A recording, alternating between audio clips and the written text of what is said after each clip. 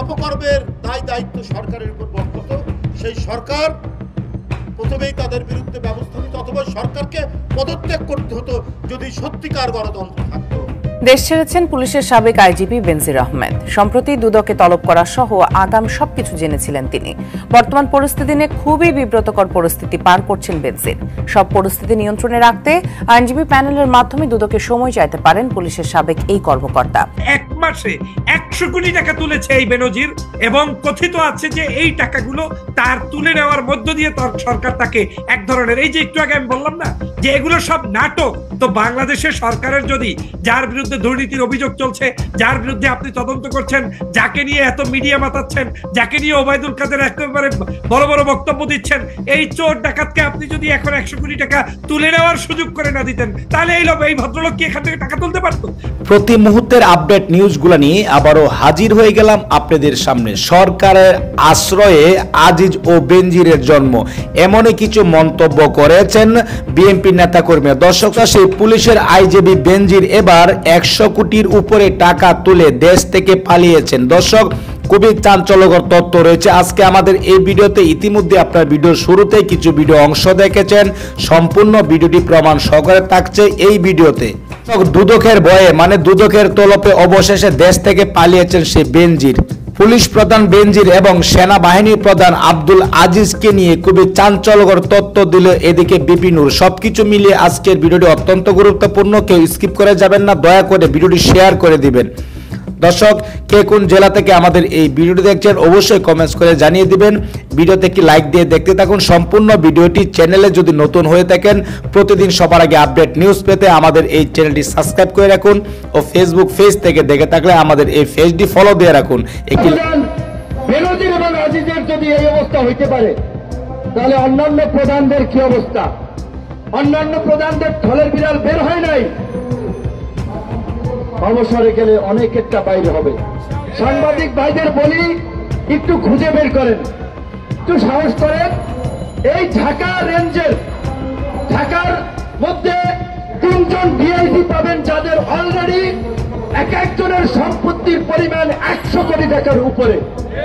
যদি আপনাদের তথ্য লাগে আমার কাছ থেকে ক্লু নিয়ে নিন, আলরাজিতে আমি বসি, 3 জন ডিআইজির তথ্য আমি দেব। কিন্তু এই রকমের 3 জন ডিআইজি না, অনেক ডিআইজি আছে। তো আজকে ওই যে আমাদের সেক্রেটারি সাহেব যেটা বলছিলেন, দুঃখ লাগে, সবাই বিবেকহীন হয়ে যাচ্ছি, যে রিক্সাওয়ালা ভাইরা বক্তব্য শুনছে তাদেরকে সরাই দিচ্ছে। কে? ধরেন একজন কনস্টেবলের বেতন কয় টাকা? বলা চলে রিক্সাওয়ালা ভাইয়ের চেয়ে তার ইনকাম কম, সত্য মানতে হবে। রিক্সাওয়ালা ভাই যদি গায়ে খাটে 500-700 টাকা ইনকাম করতে পারে, তাহলে 1000-20 টাকা মাসে থাকে। একজন পুলিশের কনস্টেবলের শুরুর দিকে যারা ঢোকে তাদের বেতনও কিন্তু 20,000 টাকা না। এখন ঘুষ না খাইলে বলেন, এই যে পুলিশ আইন শৃঙ্খলা বাহিনী, তিনি একজন পুলিশ সদস্য, তার মর্যাদাটা আছে এই সমাজে কোথায়? একজন কনস্টেবল এই ঢাকা শহরে বাসা ভাড়া দিয়া বউ বাচ্চা নিয়ে থাকার মতো কোন অবস্থা আছে? ডিআইজিরা তো মালপানি কামাইতেছে 100 কোটি টাকা, বেনজির কামাইছে 1000 কোটি টাকা, আর ওই যে কনস্টেবল এসআই তারা কিন্তু বউ বাচ্চা নিয়েও ঢাকায় থাকতে পারে না। নিশ্চয়ই সব পুলিশ খারাপ না। আর্মির এই আজিজরা ক্ষমতার দাপট দেখিয়ে খুনি ভাইদেরকে রাষ্ট্রপতিকে ম্যানেজ করে মাফ করাইছে, দেশ থেকে পার করাই দিছে।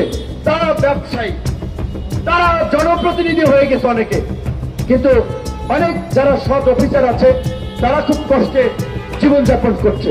নিশ্চয়ই সব জায়গায় ভালো মন্দ আছে।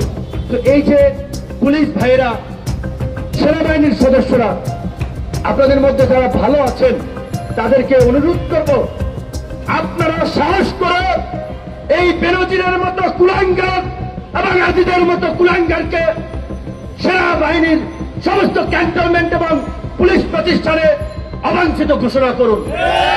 কারণ এই 2 জন কুখ্যাত ব্যক্তি বাংলাদেশের 53 বছরের ইতিহাসে সামরিক বাহিনীকে কলঙ্কিত করেছে, পুলিশ বাহিনীকে কলঙ্কিত করেছে, এবং তাদেরকে বিচারের মুখোমুখি হতেই হবে।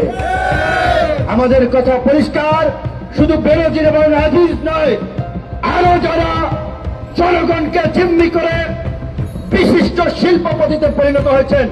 ব্যাংক লুটেরা, সেটা আলম হোক, বসুন্ধরা হোক, তাদের বিরুদ্ধে ব্যবস্থা নিতে হবে। এই লুটেরাদের বিরুদ্ধে সরকার যদি ব্যবস্থা না নেওয়া হয়, শেখ হাসিনাকে আমরা বলতে চাই, জানারা ইমামরা যেভাবে গণ আদালত বসিয়ে যুদ্ধাপরাধীদের বিচারের দাবিতে গর্জে উঠেছিল, আমরা আজকে জনগণকে নিয়ে গণ আদালত গঠন করে দুর্নীতিবাদদের বিচার করব, দুর্নীতিবাদদের সম্পদ জনগণের মাঝে বিলিয়ে দেব। এই জনগণকে জেগে উঠতে হবে। আমাদের বন্ধুরা বলেছে, পৃথিবীর সমস্ত জায়গায় এই ধরনের দুঃশাসন যখন চেপে বসেছে, ছাত্র যুবক তরুণদের ছাড়া বুড়া মানুষ দিয়া পরিবর্তন হয় না। এখন বুড়া মানুষদেরকে অসম্মান করছি না। এই